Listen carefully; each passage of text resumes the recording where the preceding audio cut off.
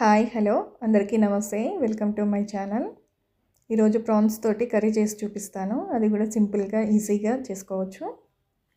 దానికి నేను ఈ పెద్ద రొయ్యలు తీసుకున్నాను. ఇలా అన్నీ క్లీన్ చేసి పెట్టుకున్నానండి. వీటిని ఎలా క్లీన్ చేసుకోవాలో మీకు ఒకటి క్లీన్ చేసి చూపిస్తాను. ఇలా మార్కెట్ నుండి తెచ్చుకున్న తర్వాత చాక్ తోటి ముందు వెనక కట్ చేసుకోవాలండి. అందులో నుండి మనకి ఇలా వైట్గా నర్వ్స్ వెళ్తాయి, అవి తీసేసుకోవాలి.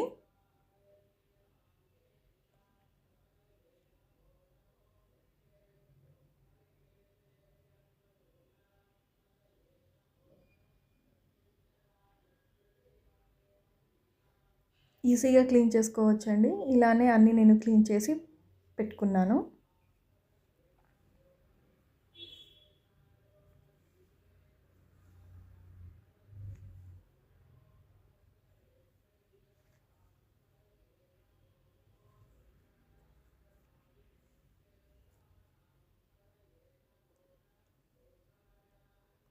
ఇలా క్లీన్ చేసుకున్న తర్వాత మళ్ళీ ఫ్రెష్ వాటర్ తీసుకొని అందులో కాస్త ఉప్పు, పసుపు వేసుకొని ఒక 5 మినిట్స్ మనం క్లీన్ చేసి పెట్టుకున్న రొయ్యల్ని వేసి బాగా కడగాలండి.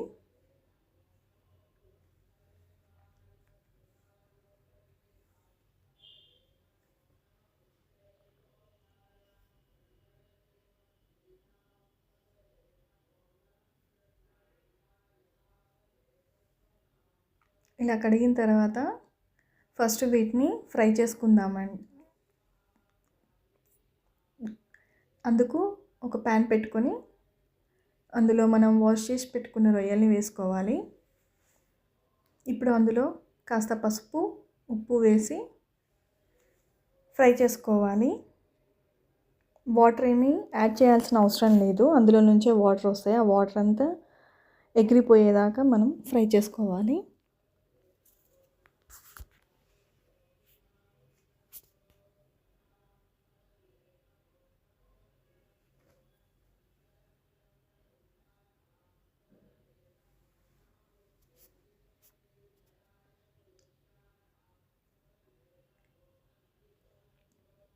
చూసారు కదా, వాటర్ అంతా బయటకు వచ్చేస్తుంది. ఇలా మొత్తం వాటర్ అంతా ఎగిరిపోవాలి.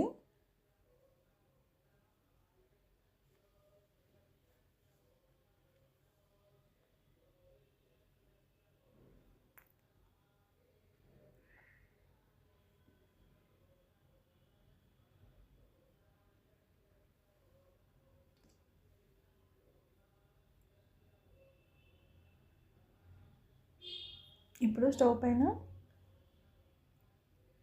ఓ కడాయి పెట్టుకోవాలి. అందులో 3 లేదా 4 స్పూన్ల ఆయిల్ వేసుకోవాలి. దీనికి కాస్త ఆయిల్ ఎక్కువ పడుతుందండి.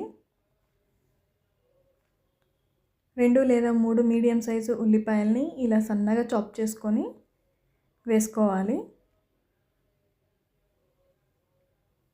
ఇలా గోల్డెన్ బ్రౌన్ కలర్ వచ్చేదాకా ఫ్రై చేసుకోవాలి. తర్వాత అందులో కాస్త కరివేపాకు, అలానే 2 పచ్చిమిర్చి కట్ చేసుకొని వేసుకొని ఫ్రై చేసుకోవాలి.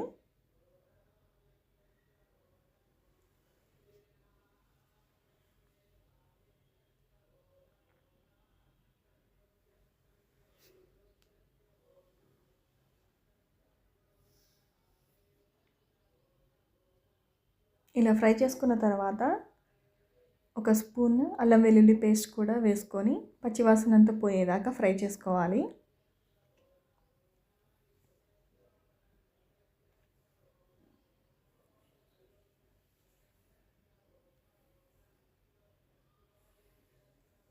ఇలా ఫ్రై చేసుకున్న తర్వాత 3 లేదా 4 మీడియం సైజ్ టమాటోస్ని కూడా చాప్ చేసుకొని ఇందులో వేసుకోవాలి.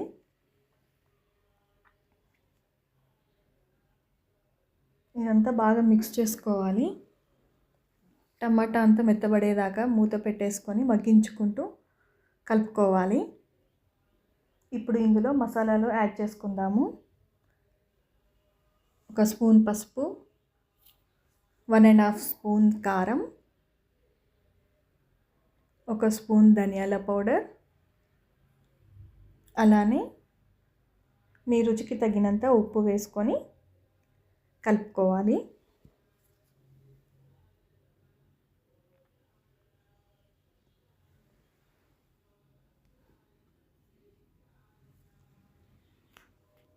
ఒకసారి మూత పెట్టి మగ్గించుకోవాలండి. ఈ మసాలా అంతా బాగా ఫ్రై అవుతుంది. 1 నిమిషం తర్వాత చూస్తే ఇలా బాగా ఫ్రై అయింది.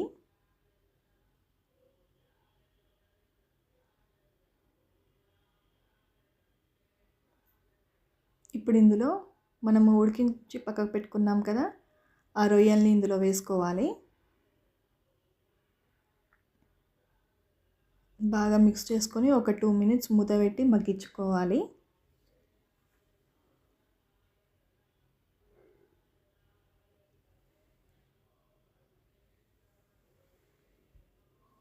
తర్వాత ఒక గ్లాస్ వాటర్ పట్టిందండి నాకు. ఒక గ్లాస్ వాటర్ పోసేసి కుక్ చేసుకోవాలి.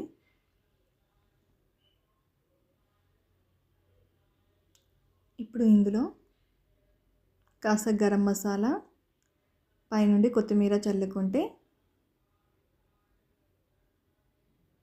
ఎంతో టేస్టీగా ఉండే రొయ్యల కర్రీ రెడీ అయిందండి.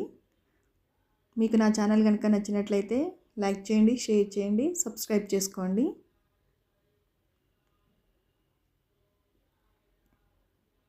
ఇంతే అండి.